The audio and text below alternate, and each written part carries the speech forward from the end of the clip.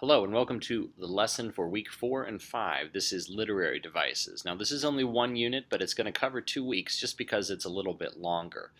Now literary devices, when you say the word, people get bored immediately because they think, why do we have to study these? These are just random terms and random words that nobody needs to know except English class.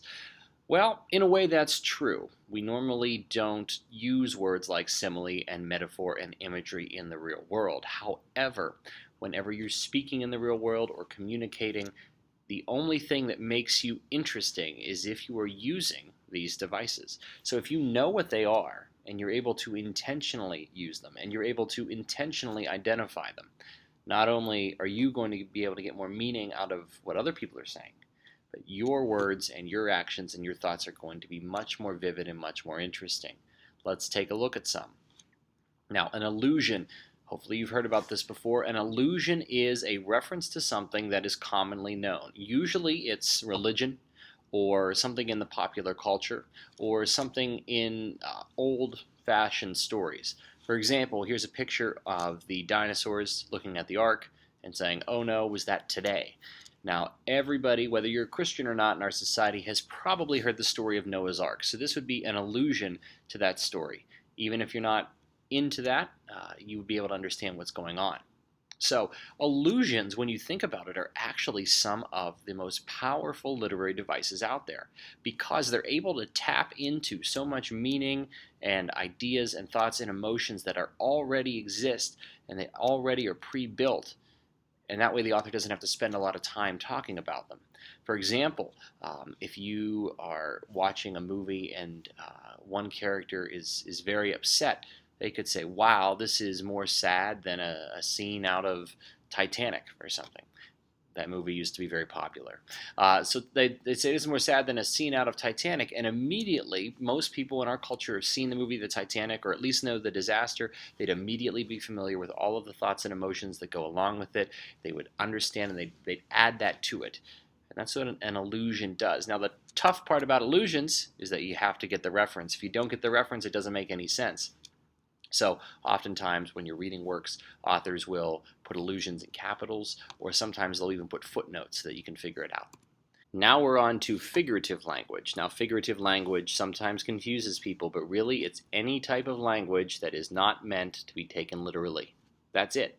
Whether that means you're making a comparison using like or as, like a simile, whether that means you're just saying that two things are the same, like a metaphor with the word is, whether you're using an analogy or an allegory. Think about the story Animal Farm that you all read in 9th grade. What you do there is they had an entire story in which they compared the Russian Revolution to a bunch of animals taking over a farm. Right? That's a comparison that's not literal.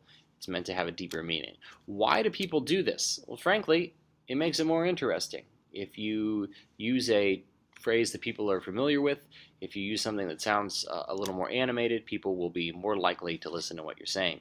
This goes along with imagery. Now, when do we use imagery? Imagery is when we want to convey a certain sense to somebody. See, hear, feel, taste, sometimes touch. The taste, I don't know how often they do that. Imagery is often used in poetry, though it can also be used in novels. It can also be used in nonfiction. If the author wants you to experience something, they will say and write words that appeal to certain senses. It's meant to reflect the time and place that the author lives in. Another type of literary device is an irony or puns. Now these show up a lot when you're making jokes with words, when you're using words that sound like one thing but mean another. Now, irony is when you say one thing, but you actually mean something else. And there's 3 different types. There's verbal irony. We call that sarcasm. There's situational irony, where you expect one thing to happen, but something else happens. So maybe a character locks the door in order to save themselves from the monster, but it turns out the monster was inside and gets them because the door was locked. It's ironic. The third type is dramatic irony. Now, this is when the reader knows something that the character doesn't. This would be an example when you're watching a horror story and you know that the monster is outside, the characters don't, and you say, "Don't go out there." Dramatic irony, because you knew it and they didn't. Puns are an example of wordplay. For example, the song "Bands Make Her Dance." Now, I don't know what a band is according to that song, but let's imagine it was marching band. You might have a marching band marching around and making this one girl feel like dancing. Now that's a pun because the word band in that song means something else. Oftentimes puns are used for humor, whereas irony can be used for humor and for drama. The final literary element you want to look at is symbols. A symbol is anything that stands for something beyond itself. Now, a lot of people, they see symbols in stories and they get confused. Why do they have to be so many symbols? Can't it just mean what it means? Well, that's true, but when you think about it, life is all about symbols. The Statue of Liberty here on the side is a symbol. It's a symbol of America. It's a symbol of freedom. The American flag is a symbol.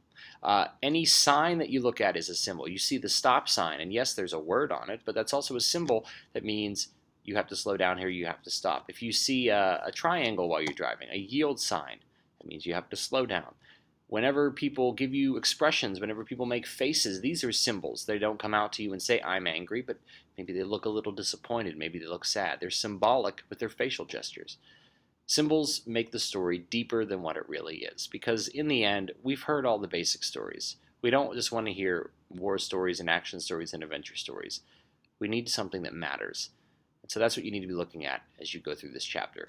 Good luck with the lessons. Complete the journals and blogs. Let me know if you need any help. Thanks.